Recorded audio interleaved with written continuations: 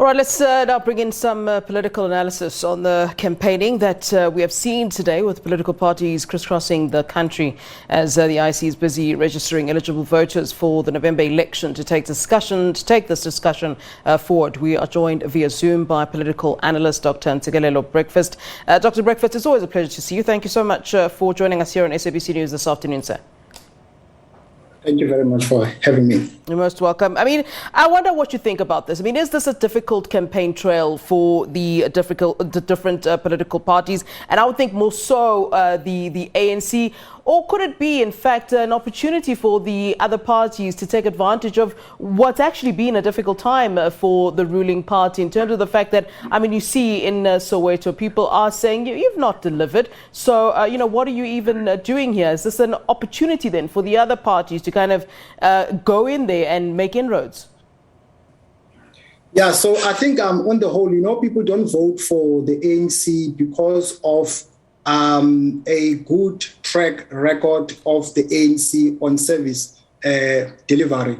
If you look at the number of municipalities which are run by the ANC, whether you like it or not, I mean, the facts, they speak for themselves. They are falling apart.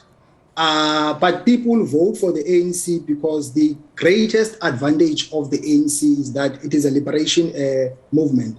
So you still have people on a large scale who are voting in relation to historical factors, what I call the die-hard supporters of the ANC. But also you have what I call the rational voters, in particular in urban centers, who vote in relation to public policy issues. And I think the electoral performance of the ANC is going to be dealt with a blow in urban centers. However, the base of the ANC is found in poor areas, in rural areas, and I don't think it is going to be affected.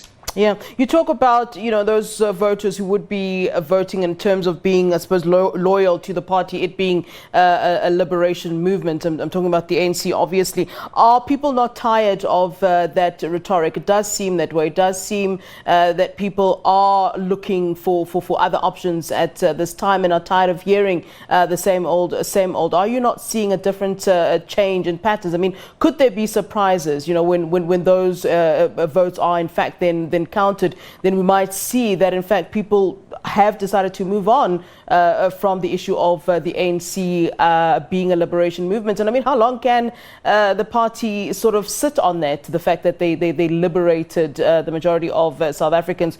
Surely there's more to be done, and I mean, we've certainly moved on, haven't we? Voter behavior doesn't change overnight. A case in point is in Mozambique.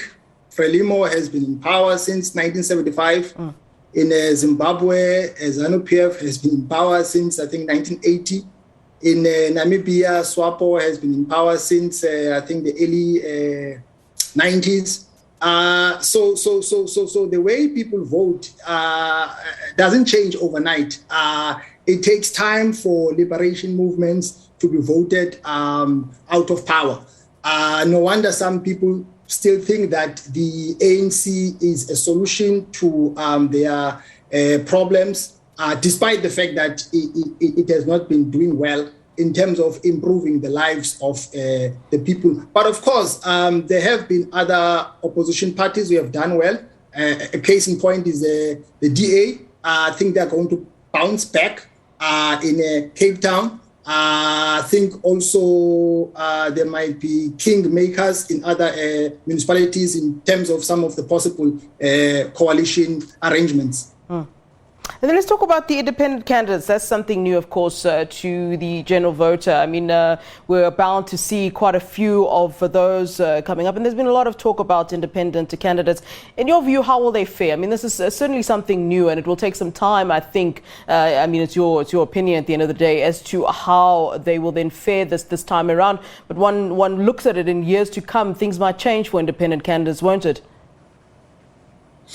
Of course, I think for me, there is no perfect electoral system, because when you're talking about independent candidates, you're talking about first past the post.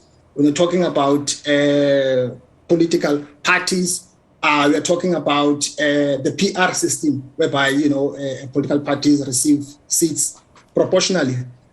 So there are strong points about first past the post. For instance, it's easy for people to hold their leaders accountable than holding political parties accountable. Sometimes you find that some councillors are imposed on certain communities. But I think one of the reasons why there have been a number of independent candidates is because people feel like they've been let down by politicians at local government level because their lives have not improved. Yeah. All right, Dr. Ntsikelelo Breakfast, thanks very much for giving us your time here on SABC News. Certainly do appreciate it, sir. Thank you very much. All right, that is political analyst Dr. Ntsikelelo Breakfast weighing in today, of course, as the political parties are on the last-minute voter registration weekend campaign. You'll see a lot of the parties out campaigning.